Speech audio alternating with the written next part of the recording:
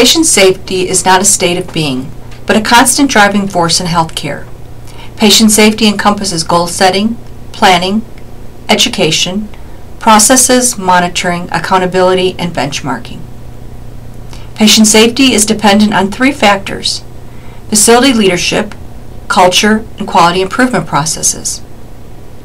The nurse executive, as a key organizational leader, must be able to clearly articulate the vision of the organization, as well as the organization's expectations for performance. Communicating requires passion and the belief that the organization has the ability and will to execute its plan to achieve top-level performance. Creating a culture of safety is more than placing quality reporting policies into place. It begins with creating an environment that encourages error reporting. Reporting is encouraged not through words, but through the behaviors of leaders in the organization. How does the manager address the error investigation? Do they begin by thanking the person who reports the error, or do they look only for individual failure to comply, or do they focus on processes that lead to or may prevent error? Patient safety is dependent on a robust quality improvement process. This process requires external and internal benchmarks to drive performance, as well as a structure for communicating performance to all levels of the organization. This structure includes a methodology that connects the performance measures in all patient and support areas to the organizational goals. Additionally, the quality improvement methodology includes spending time exploring processes and redesign to support error-free care and not just collecting data and reporting measures. A nurse administrator must implement processes, systems, and standards to reduce the threat of patient safety. It is imperative that the nurse executive be aware of significant patient safety issues as soon as they are identified. Situations that represent an immediate threat to life must be addressed quickly and decisively. For example, you are probably aware of the heparin dosing error which occurred involving the twin newborns of actor Dennis Quaid. This was a serious situation that was life-threatening not only to the twins, but was a continued threat to other newborns due to look-alike vials of different strengths of heparin. When an incident like this occurs, the leadership must be prepared to take immediate steps to ensure patient safety. It would probably involve the immediate removal of multi-dose vials of heparin and limiting preparation to the pharmacy. Taking immediate action does not eliminate the need to do a thorough and credible root cause analysis. This is probably one of the most important parts of patient safety. As leaders, we must ensure vigilance in analysis, complete review of current processes, and careful and deliberate development of new or revised processes. Each change must be questioned and potential downstream and upstream consequences explored. Quick fixes or jumping to conclusions without can lead to unintended consequences. I'm sure you are all aware of the sinking of the Titanic on April 15, 1912. Over 1,500 people died in what has been considered the greatest maritime disaster. Why did so many people die? The frigid waters of the Atlantic? Well, if you've seen the movie, it is sure a graphic image, but the real cause was not enough lifeboats, which then left hundreds clinging to debris in the frigid waters. Hypothermia may have been the cause of death, but it was the consequences of not having enough lifeboats. Now, is anyone familiar with the Eastland disaster? Probably not. The Eastland capsized in the Chicago River in broad daylight and witnessed by hundreds of helpless bystanders. 844 average mothers, fathers, and children died on what was supposed to be a family day boating on Lake Michigan. How did this happen? Well, the Eastland was a slender steamer built for speed prior to April 15, 1912. And following the Titanic disaster, there were changes to maritime law, which required ships to have enough lifeboats for all passengers and crew. The Eastland was retrofitted to accommodate these changes. However, it was reputed for being unstable and listing from side to side after that. It was top-heavy and simply a disaster waiting to happen, an unintended consequence. Root cause analysis, not done carefully and systematically, can just as easily lead to unintended consequences. But the organization is not only required to do analysis, but it must do a review in a way that includes all the involved parties, all staff, all physicians. And the leaders are required to ensure support systems are available for the staff who have been involved. It recognizes that staff who are involved in Sentinel events are themselves victims of the event and require support too. I make it my personal responsibility to attend all RCAs to ensure that staff understand the process is non-punitive and to feel supported. The nurse executive must ensure that patient care is delivered by competent and qualified staff. This includes the appropriate number and skill mix of staff. It requires a robust mechanism to determine competency and a methodology to assess staffing plans to actual staffing patterns. I know that sometimes it may appear to people that management focuses on the number and are more concerned with not overstaffing, but truly we want to ensure that we are not understaffed.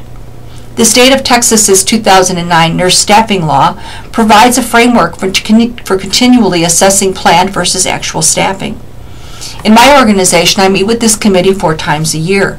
We look at plan to actual staffing for both an average of the last 4 pay periods, and we look at the year-to-date averages. We require responses from managers of areas where there appears to be a pattern of less than adequate staffing. The skill mix of a unit must meet the requirements of the patient served.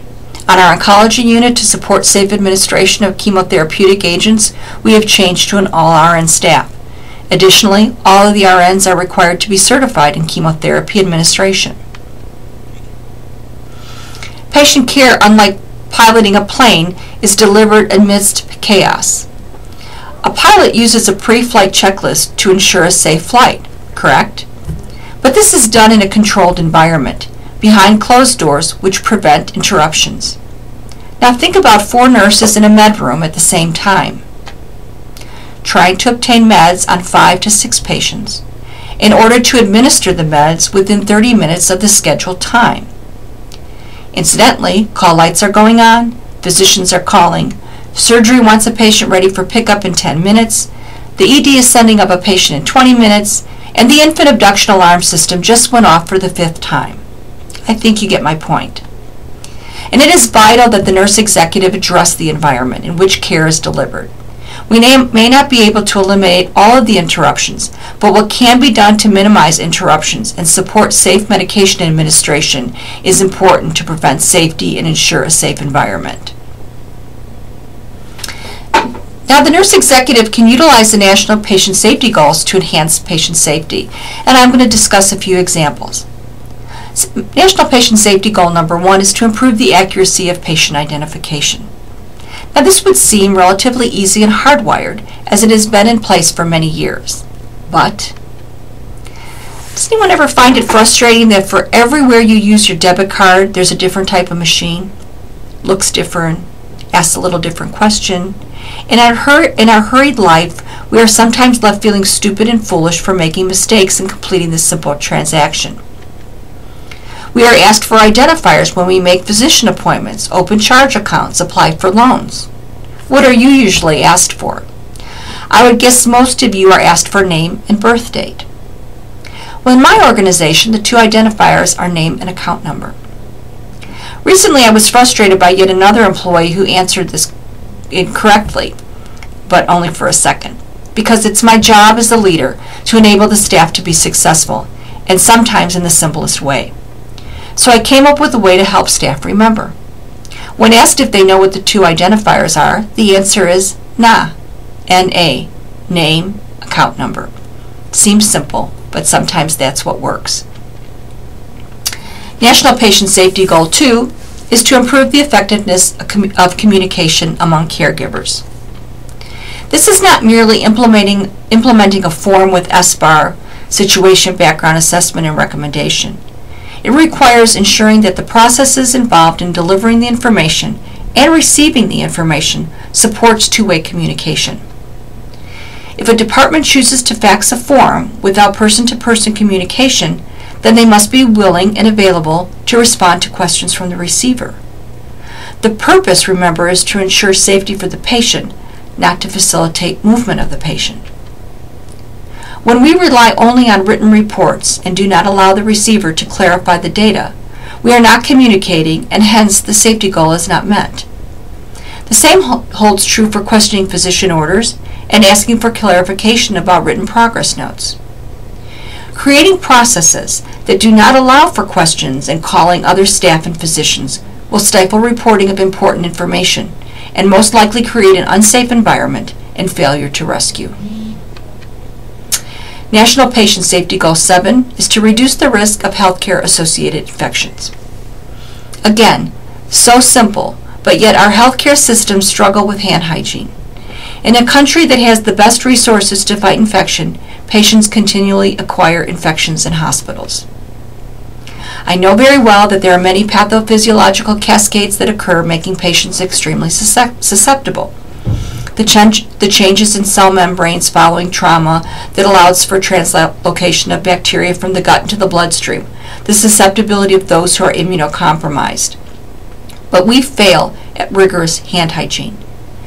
But merely reporting hand hygiene compliance does not change behavior. As a leader, I have to demonstrate passion and knowledge to compel staff to do the right thing every time, as well as monitor compliance. I believe the more compelling information you give people, the more likely it will impress and create a reason for change. I share information with managers and staff in a variety of forums.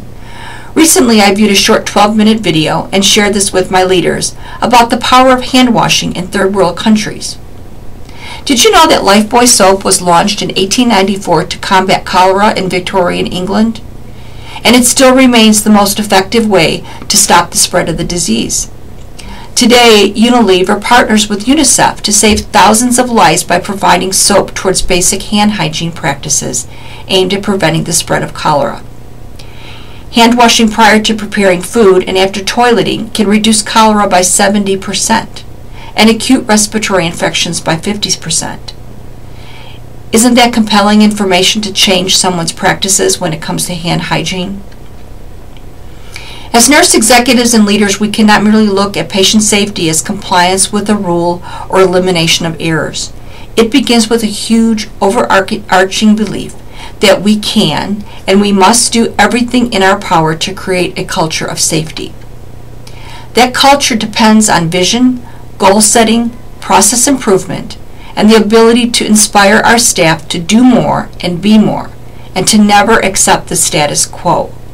To be hospital error reporting operatives, or heroes. Thank you.